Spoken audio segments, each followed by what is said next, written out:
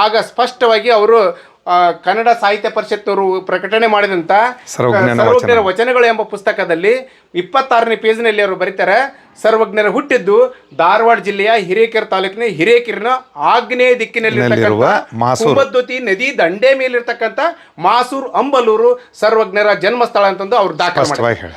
ಆಗ ಸರ್ವಜ್ಞರ ವಚನಗಳನ್ನು ಹೇಳ್ತಾರೆ.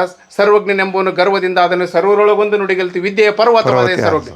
ಇಂಥ 10 ಹಲವು 100 ಸರ್ವಜ್ಞರ ವಚನಗಳನ್ನು ಹೇಳಿ ಆ ಜೆ ಬ್ರಿಟಿಷ್ ಅಧಿಕಾರಿಗೆ ಕನ್ನಡವನ್ನು ಕಲಿಸ್ತಾರೆ. ಹೀಗಾಗಿ ದಾಖಲಾತಿ ಆಧಾರದ ಮೇಲೆ ಸರ್ವಜ್ಞನ ಸಮಾಧಿ ಇದೇ ಪ್ಲೇಸ್ ಅಲ್ಲಿ ಇತ್ತು ಅಂತ ಹೇಳ್ತೀರಾ? ಇದೇ ಸರ್ವಜ್ಞ ಸಮಾಧಿ ಅನ್ನಕ್ರಿ ಮೇಡಮ್. ಸರ್ವಜ್ಞರ ವಚನಗಳೇ ಸಾಕ್ಷಿ. ಸರ್ವಜ್ಞರ ವಚನಗಳ ಸಾಕ್ಷಿ. ಅನ್ನವನ್ನು ಇಕ್ಕುವುದು ನನ್ನೇನು ನುಡಿಯುವುದು, ತನ್ನಂತೆ ಪರರ ಬಗೆದೊಡೆಯ ಕೈಲಾಸ ಭಿನ್ನಾಣವಕ್ಕೂ ಸರ್ವಜ್ಞ. ಅನ್ನ, ನನ್ನಿ, ತನ್ನಂತೆ, ನ ಎರಡನೇ ಅಕ್ಷರ ಸಜಾತಿ ಅಕ್ಷರಗಳು. ಈ ಪದ್ಧತಿ ಒಳಗಿದ್ದ ಮಾತ್ರ ಸರ್ವಜ್ಞರ ವಚನಗಳು. ಇದನ್ನ ಯಾರು ಮಾಡ್ಯಾರ ಅಂತಂದ್ರೆ, ಸ್ವಿಟ್ಜರ್ಲ್ಯಾಂಡಿನ ಒಬ್ಬ ಜೆ ಉರ್ನಲ್ ನಂಬರ್ ಇರ್ತಾರ, ಬ್ರಿಟಿಷ್ ಅಧಿಕಾರಿ. ಅವರು ಧಾರವಾಡದಲ್ಲಿ ಸೇವೆ ಸಲ್ಲಿಸ್ತಾರ. ಅವ್ರು ಕನ್ನಡ ಕಲಿಬೇಕೆಂಬ ಆಸೆ ಉಂಟಾಗ್ತದೆ ಅವರಿಗೆ. ಕನ್ನಡ ಕಲಿಬೇಕೆಂಬ ಆಸೆ ಉಂಟಾದಾಗ ನಮ್ಮ ಇಂಡಿಯಾದಾಗ ಅವ್ರಿಗೆ ಕನ್ನಡ ಕಲ್ಸರ್ ಯಾರದಾರಂತ ಹುಡುಕಿದಾಗ ತಟ್ಟನೆ ಹೊಡೆದದ್ದು ರೆವರೆಂಡ್ ಉತ್ತಂಗಿ ಚೆನ್ನಪ್ಪನವರು. ಉತ್ತಂಗಿ ಚೆನ್ನಪ್ಪನವ್ರನ್ನ ನನಗೆ ಕನ್ನಡ ಕಲಿಸು ಅಂತ ಹೇಳ್ತಾರೆ. ಅವ್ರು ಕನ್ನಡ ಕಲಿಸುವಾಗ ಸರ್ವಜ್ಞರ ವಚನಗಳನ್ನು ಹೇಳಿ ಅವರಿಗೆ ಕನ್ನಡವನ್ನು ಕಲಿಸ್ತಾರೆ.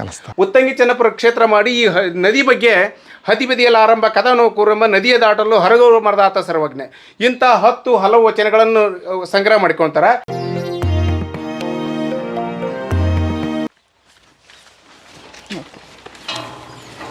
ಫೈನಲ್ ಆಗಿ ನಾವು ಬಂದು ಸರ್ವಜ್ಞರ ಐಕ್ಯವಾದ ಬಾಯ್ಪಟ ಇದು ನೋಡ್ರಿ. ಇದು ಈ ಸರ್ವಜ್ಞ ಉತ್ತರಾಭಿಮುಖವಾಗಿ ಅದಾನ. ಇದು ಈಗ ಈ ಸಮಾಧಿಗಳದಾವಲ್ಲ, ಇದು ವೀರಶೈವ ಪರಂಪರೆ ಇದು, ಮತ್ತು ಬ್ರಾಹ್ಮಣ ಪರಂಪರೆನೂ ಇದೆ. ಅದು ಅವರು ಇದಕ್ಕೆ ಬೃಂದಾವನ ಅಂತಾರೆ. ಬ್ರಾಹ್ಮಣರು ಏನಾದರೂ ಮಹಾನ್ ಚೇತನಗಳು ಲಿಂಗೈಕ್ಯರಾದ್ರೆ ಅಥವಾ ವೈಕುಂಠ ವಾಸಿಗಳಾದ್ರೆ ಅವ್ರು ಗದ್ದಿಗೆ ಮಾಡಿ ಅದಕ್ಕೆ ಬೃಂದಾವನ ಅಂತಾರೆ. ವೀರಶೈವರಲ್ಲಿ ಇದನ್ನ ಗದ್ದಿಗೆ ಅಂತಾರೆ. ವೀರಶೈವ ಪರಂಪರೆ. ವೀರಶೈವ ಪರಂಪರೆಯಲ್ಲಿ ಯಾವಾಗಲೂ ಉತ್ತರಾಭಿಮುಖವಾಗಿ ಅವ್ರನ್ನ ಇಡ್ತಾರೆ. ಸರ್ವಜ್ಞನ ಸಮಾಧಿ ಅನ್ಲಿಕ್ಕೆ ಇದು ಉತ್ತರಾಭಿಮುಖವಾಗಿದೆ. ಆಮೇಲೆ ಯಾವಾಗಲೂ ದೇವಸ್ಥಾನದ ಮುಂದೆ, ಮಠದ ಮುಂದೆನೇ ಮಾಡ್ತಾರೆ ಮಹಾಚೇತನಗಳನ್ನು. ಹೀಗಾಗಿ ಇದು ಸರ್ವಜ್ಞನ ಸಮಾಧಿನ. ಇದು ಇವತ್ತಿಂದಲ್ಲ, ಸುಮಾರು ಈ 300-400 ವರ್ಷಗಳಿಂದನೂ ಇದು ಇಲ್ಲೇ ಇದೆ. ಅಂದ್ರೆ ನಾವು ಅದನ್ನ ಮಾಡಿಫಿಕೇಶನ್ ಮಾಡ್ಕೊಂತ ಬಂತವೆ. ಮತ್ತೆ ಈ ಅದ್ರಂಗೆ ಇದಾಗಬಾರ್ದು ನೋಡ್ರಿ. ಹೀಗಾಗಿ ದಾಖಲಾತಿ ಆಧಾರದ ಮೇಲೆ ಸರ್ವಜ್ಞನ ಸಮಾಧಿ ಇದೇ ಪ್ಲೇಸ್ ಅಲ್ಲಿ ಇತ್ತು ಅಂತ ಹೇಳ್ತೀರಾ? ನಮ್ಮ ಹಳಪ್ ಮೇಷ್ಟ್ರು ಅದನ್ನ ಸಂಶೋಧನೆ ಮಾಡಿ ಅದನ್ನ ಪುಸ್ತಕ ಬರ್ದಾರ. ಆ ಪುಸ್ತಕಗಳನ್ನು ನಿಮಗೆ ಆಮೇಲೆ ಕೊಡ್ತೇವೆ. ಆಮೇಲೆ ಅವೆಲ್ಲ ಇದೇ ಸರ್ವಜ್ಞ ಸಮಾಧಿ ಅನ್ನಕ್ರಿ ಮೇಡಮ್. ಸರ್ವಜ್ಞರ ವಚನಗಳೇ ಸಾಕ್ಷಿ. ಸರ್ವಜ್ಞರ ವಚನಗಳೇ ಸಾಕ್ಷಿ. ಸರ್ವಜ್ಞರ ಅಕ್ಕ ಇವ್ರಿಗೊಂದು ವರ ಇರ್ತತಿ. ಏನು ವರ ಅಂತಂದ್ರೆ, ಸರ್ವಜ್ಞರ ತ್ರಿಪದಿ ರೂಪದಲ್ಲಿರ್ತದೆ.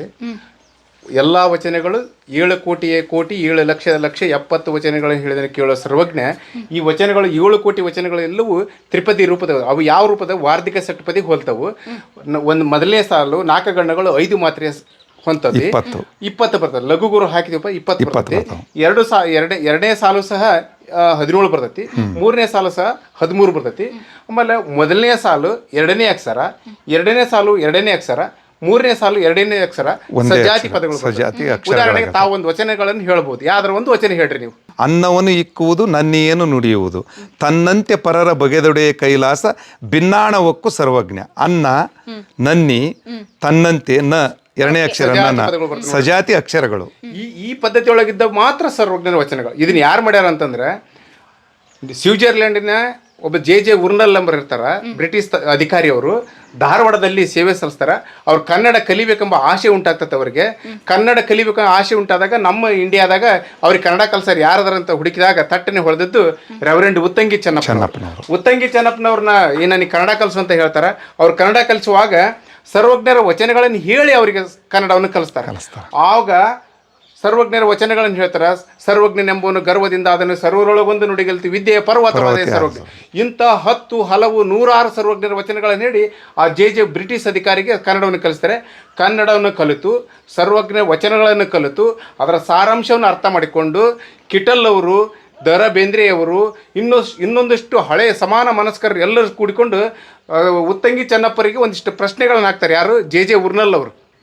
ಏನಂದ್ರೆ, ಉತ್ತಂಗಿ, ಇಷ್ಟೊಂದು ಸ್ವಾರಸ್ಯವಾಗಿ ಈ ಲೋಕದ ಅಂಕುಡೊಂಗಳು ತಿದ್ದುವ ಪದ್ಧತಿಯಲ್ಲಿರ್ತಕ್ಕಂಥ ಸರ್ವಜ್ಞರ ವಚನಗಳು ಈ ಹೇಳಿದಂಥ ಮಹಾಕವಿ ಯಾರು? ಇವನ ತಂದೆ ತಾಯಿ ಯಾರು? ಇವನು ಹುಟ್ಟಿದ ಸ್ಥಳ ಯಾವುದು? ಇವನು ಯಾವ ಪರಿಸರದಲ್ಲಿ ಹುಟ್ಟಿದಾನ? ಇವನ ಹುಟ್ಟಿದ ಕಾಲಮಾನ ಯಾವುದು ಅಂತಂದು ಇಷ್ಟು ಹಲವು ಪ್ರಶ್ನೆಗಳಾಗ್ತಾರೆ.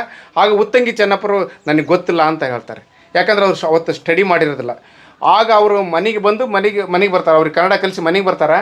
ಮನೆಗೆ ಬಂದಾಗ ಅವ್ರು ಹೇಳ್ತಾರೆ, ಅವ್ರು ಪರಕೀಯರು ಬಂದು ನಮ್ಮ ಇಂಡಿಯಾಕ್ಕೆ ಬಂದು ನಮ್ಮನ್ನ ಆಳಕ್ಕೆ ಬಂದು ನಮ್ಮ ಕನ್ನಡ ಕಲಿತು ನಮ್ಮ ಭಾಷೆ ಕಲಿತು ನಮ್ಮ ಪರಿಸರದಲ್ಲಿ ಇದ್ದು ನಮ್ಮ ಕನ್ನಡ ಕವಿ ಬಗ್ಗೆ ಪ್ರಶ್ನೆ ಹಾಕಿದ್ರಲ್ಲ, ಹಾಗಾದ್ರೆ ನಾನು ಅವ್ರಿಗೆ ಉತ್ತರ ಕೊಡಬೇಕು. ನಾನು ಅವ್ರಿಗೆ ಉತ್ತರ ಕೊಟ್ಟಿರಲಿಲ್ಲ, ನಾನೆಂಥ ಭಾರತೀಯ, ನಾನೆಂಥ ಕನ್ನಡಿಗ, ನಾನು ಅವ್ರಿಗೆ ಉತ್ತರ ಕೊಡಲೇಬೇಕಂತಂದು ಪಣ ತೊಟ್ಟು ಛಲದಂಕ ಮಲ್ಲನಂಗ ಈ 7 ಕೋಟಿ ಕನ್ನಡಿಗರು 7 ಕೋಟಿ ವಚನಗಳನ್ನು ಹೇಳಿದ್ರಲ್ಲ ಉತ್ತಂಗಿ ಸರ್ವಜ್ಞರು, ಆ ಎಲ್ಲ ವಚನಗಳನ್ನು ತಾಳೆ ಓಲೆಗಳನ್ನು ಸಂಗ್ರಹ ಮಾಡ್ತಾರೆ. ಸಂಗ್ರಹ ಮಾಡಿ ಭಾಳ ಕಷ್ಟಪಡ್ತಾರೆ. ಆ ಸಂದರ್ಭದಲ್ಲಿ ಅವ್ರ ತಂದೆ ತಿರ್ಕೊಂಡು ಹೋಗ್ತಾರೆ, ಅವ್ರ ತಾಯಿ ತಿರ್ಕೊಂಡು ಹೋಗ್ರ, ಅವ್ರ ಕಣ್ಣು ಹೋಗ್ತತಿ. ಆ ಪುಸ್ತಕ ಗ್ರಂಥ ತಯಾರು ಮಾಡಬೇಕಾದಾಗ ಭಾಳ ಕಷ್ಟ. ಸೀಮೆಣ್ಣೆ ಎಲ್ಲಿ ಅವರು ದೀಪ ಹಚ್ಕೊಂಡು ಉತ್ತಂಗಿ ಚೆನ್ನಪ್ಪನವರು ತಾಳೆಗೆರೆ ಸಂಗ್ರಹ ಮಾಡಿದ್ದನ್ನು ತ್ರಿಪದಿ ರೂಪದಲ್ಲಿರ್ತಕ್ಕಂಥವನ್ನ ಅಸಲಿ ವಚನಗಳು ಬೇರೆ, ನಕಲಿ ವಚನಗಳನ್ನು ಬೇರೆ ಮಾಡಿ ಅದು ಸಮಾನ ಮನಸ್ಕರು ಕೂಡಿ ಅದನ್ನೆಲ್ಲ ಬೇರ್ಪಡಿಸಿದಾಗ ಅದ್ರಾಗ ಒಂದಿಷ್ಟು ಸಿಗ್ತತಿ.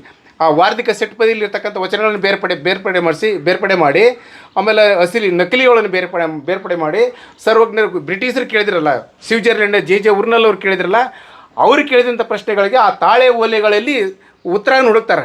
ಮೊದಲನೇದಾಗ ಅವ್ರ ತಂದೆಯ ವಚನವನ್ನು ಹುಡುಕ್ತಾರೆ. ಅವರು ಯಾರು ಹಂಗಾರ? ಅವನು ಸರ್ವಜ್ಞನೆಂಬ ಇದು ಮಾಸೂರ ಬಸವರಸ ಕೂಶ ನೀಚನೆ ಕೇಳಿ ಕಾಶಿ ಹಬ್ಬನೊಳವರ ವಧು ಸೂಚಿತೆ ಅಂತಲ್ಲ ಸರ್. ಈ ಸರ್ವಜ್ಞರ ವಚನಲ್ಲಿ ಸರ್ವಜ್ಞರ ತಂದೆ ಮಾಸೂರ ಬಸವರಸ ವಚನ ಸಿಗುತ್ತೆ. ಅವ ಎರಡನೇದಾಗಿ ಅವರ ತಾಯಿ ವಚನ ಬೇಕಲ್ಲ, ಅಂಬಲೂರ ಕುಂಬಾರ ಶಾಲೆಯಲ್ಲಿ ಇಂಬಿನ ಕಳೆಯ ಮಾಳಿಯೋಳು ಬಸವರಸ ಇಂಬಿಟ್ಟನ್ನ ಸರ್ವಜ್ಞ. ಆ ವಚನದಲ್ಲಿ ಸರ್ವಜ್ಞ ತಂದೆ ವಚನ ಸಿಗ್ತೈತಿ, ಇದರಲ್ಲಿ ತಾಯಿ ವಚನ ಸಿಗ್ತೈತಿ. ಹಂಗಾರೆ ಇವನ ಕಾಲಮಾನ ಯಾವುದು, ಹಂಗಾರೆ ಅವನು ಹುಟ್ಟಿದ ಸ್ಥಳ ಯಾವುದು ಅಂತ ಹುಡುಕ್ಯಂದು ಅವರು ಉತ್ತಂಗಿ ಚೆನ್ನಪ್ಪರು ಧಾರವಾಡದಿಂದ ನೇರವಾಗಿ ಹಾನಗಲ್ಲಿ ಬಂದು ಹಾನಗಲ್ಲಿ ಕುಮಾರಸ್ವಾಮಿ ಮಠದಲ್ಲಿ ಇರ್ತಕ್ಕಂಥ ತಾಳೆ ಒಲೆಗಳನ್ನು ಸಂಗ್ರಹ ಮಾಡಿ ಅವರು ನೇರವಾಗಿ ಈ ಮಾಸೂರಿಗೆ ಬರ್ತಾರೆ. ಈ ಮಾಸೂರಲ್ಲಿ ಅನೇಕ ನೀರಿನ ಮೂಲ ಇರ್ತಕ್ಕಂಥ ಸ್ಥಳವನ್ನು ಹುಡುಕ್ತಾರೆ. ಆ ವಚನಗಳಲ್ಲಿರ್ತಕ್ಕಂಥ ಎಲ್ಲ ತಾಳೆ ಒಲೆಯನ್ನು ಕೈಯಲ್ಲಿ ಹಿಡ್ಕೊಂಡು ನದಿಯ ಮೂಲವನ್ನು ಹುಡುಕ್ತಾರೆ. ಇದೇ ಕುಮದ್ವತಿ ನದಿ. ಇದೇ ಕುಮದ್ವತಿ ನದಿ. ಈ ಕುಮದ್ವತಿ ನದಿ ಬಗ್ಗೆ ಹೇಳಿದಂಥ ವಚನಗಳನ್ನು ಮೀನುಗಾರರು ಮೀನು ಹಿಡಿತಕ್ಕಂಥ ಮೀನುಗಾರರ ಬಗ್ಗೆ ಸರ್ವಜ್ಞರ ವಚನಗಳನ್ನು ಹೇಳ್ತಾರೆ. ಆಮೇಲೆ ಅಂಬಿಗರ ಬಗ್ಗೆ ಹೇಳ್ತಾರೆ, ಕುಂಬಾರರ ಬಗ್ಗೆ ಹೇಳ್ತಾರೆ, ತಿಗಳ ಜನಾಂಗದ ಬಗ್ಗೆ ಹೇಳ್ತಾರೆ, ಬಣಿಜಿಗರ ಬಗ್ಗೆ, ತಳವಾರ ಬಗ್ಗೆ, ಇಲ್ಲಿ ಸಿಂಪಿಗರ ಬಗ್ಗೆ, ಮುಸಲ್ಮಾನರು ಎಲ್ಲಾ ಜಾತಿ ಜನಾಂಗದ ಬಗ್ಗೆ ಹೇಳಿದಂಥ ವಚನಗಳ ತಾಳೆ ಓಲೆಗಳನ್ನು ಸಂಗ್ರಹ ಮಾಡಿ ಎಲ್ಲ ಈ ಕ್ಷೇತ್ರದಲ್ಲಿ ಅವರು ಕ್ಷೇತ್ರ ಕಾರ್ಯ ಮಾಡ್ತಾರೆ. ಯಾರು? ಉತ್ತಂಗಿ ಚೆನ್ನಪ್ಪನವರು. ಉತ್ತಂಗಿ ಚೆನ್ನಪ್ಪರ ಕ್ಷೇತ್ರ ಮಾಡಿ ಈ ನದಿ ಬಗ್ಗೆ ಹದಿಬದಿಯಲ್ಲಿ ಆರಂಭ ಕದನೋ ಕೂರಂಬ ನದಿಯ ದಾಟಲು ಹರಗೋರು ಮರದಾತ ಸರ್ವಜ್ಞ ಇಂಥ ಹಲವು ವಚನಗಳನ್ನು ಸಂಗ್ರಹ ಮಾಡಿಕೊಳ್ತಾರೆ.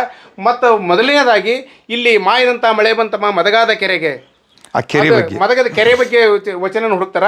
ಆ ಕೆರೆಯನ್ನು ನೋಡ್ತಾರ ಅವರು.